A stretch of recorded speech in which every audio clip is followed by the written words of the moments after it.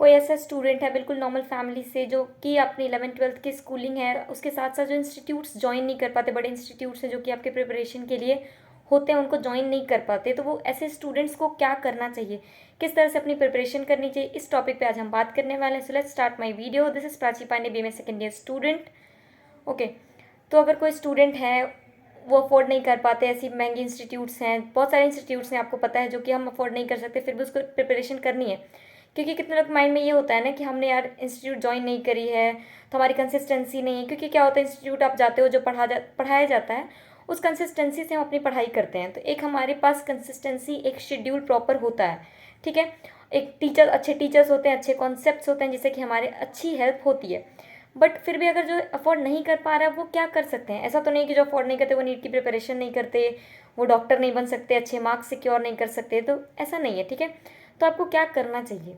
So first thing क्या है कि अगर आप 11th में हो, 12th में हो या गैप ईयर में हो, जो भी हो, आप प्रिपरेशन कर रहे हो, तो पहले कि आपको एनसीईआरटी, आप लाइन टू लाइन एनसीईआरटी पढ़ना स्टार्ट करो, कि जो इंस्टीट्यूट्स में भी जो पढ़ाए जाते हैं वो एनसीईआरटी बेस्ड होता है, ठीक है। क्योंकि सबकी पहली प्रायोरिटी जो होती है वो होती है एनसीईआरटी, ठीक है। तो एनसीईआरटी आप लाइन टू लाइन पढ़ो, स्टार्ट करो। उसके बाद आपको क्या करना है कि कुछ कॉन्सेप्चुअल बुक्स यूज़ करो, जैसे फॉर एग्जांपल फिजिक्स के लिए एच सी वर्मा, ये सब बुक्स यूज़ करते हैं, तो कॉन्सेप्चुअल बुक्स यूज़ करो।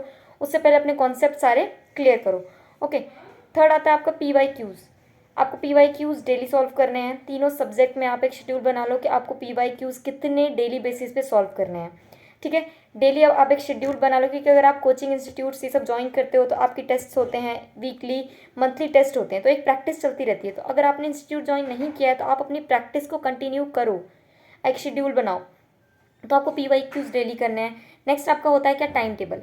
अगर आपका टाइम टेबल प्रॉपर है कि आपको इतने से इतने पढ़ने हैं, फॉर एग्जांपल आप इंस्टीट्यूट में जाते हो ना, तो आपके टाइम फिक्स होते हैं कि आपको कब से कब इंस्टीट्यूट में टाइम देना है, कब सेल्फ स्टडी करनी है। तो आप घर पे भी अगर हो तो अपना एक शेड्यूल बनाओ, किस टाइम पे आपको कौन से सब्जेक्ट पढ़ना है, जैसे क्लासेस होती हैं वैसे, ठीक है। उसके बाद ऑनलाइन लेक्चर्स देखो, यूट्यूब पे आपको बहुत सारे ऐसे चैनल्स मिल जाएंगे जिसपे आपके अच्छे लेक्चर्स अवेलेबल होते हैं, ठीक है, वहाँ से आप हेल्प ले सकते हो।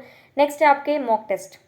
आप एक टेस्ट तो डेली दो, आप डेली मॉक टेस्ट आपको मिल जाएंगे। उसके बाद क्या होता है, बहुत सारे ऐसे इंस्टीट्यूट होते हैं जिनके उनकी मॉक टेस्ट सीरीज होती है, टेस्ट सीरीज ज्वाइन करो। टेस्ट सीरीज में भी क्या है कि बहुत सारे इंस्टीट्यूट्स हैं, ऐसा नहीं है कि कोई इंस्टीट्यूट अच्छा है कोई ख़राब है, बस आप देखो कि उनकी क्वालिटी प्रोडक्ट क्या है, ठीक है। उनके मटेरियल्स देखो कैसे हैं, क्योंकि अगर आप टेस्ट सीरीज ज्वाइन करते हो उसके साथ आपको डेली लर्निंग प्रैक्टिस, ये भी DLPs भी होते हैं, ठीक है। तो आप टेस्ट सीरीज किसी इंस्टीट्यूट की ज्वाइन किया तो उसके प्रॉपर टेस्ट दो शेड्यूल वाइज, ऐसा नहीं कि आपने टेस्ट सीरीज ज्वाइन किया तो आप टेस्ट नहीं दे रहे हो, टेस्ट को स्किप कर रहे हो, तो ये सब चीज़ें नहीं करनी है, ठीक है। तो आप सारे टेस्ट दो, डेली पढ़ो, टाइम टेबल, शेड्यूल, सब कुछ आपका एक फिक्स होना चाहिए जिससे कि आप अच्छे मार्क्स सिक्योर कर सकते हो, अच्छी रैंक सिक्योर कर सकते हो। ऐसा नहीं है कि एक स्टूडेंट जो इंस्टीट्यूट ज्वाइन किया है वही अच्छे मार्क्स सिक्योर कर सकता है।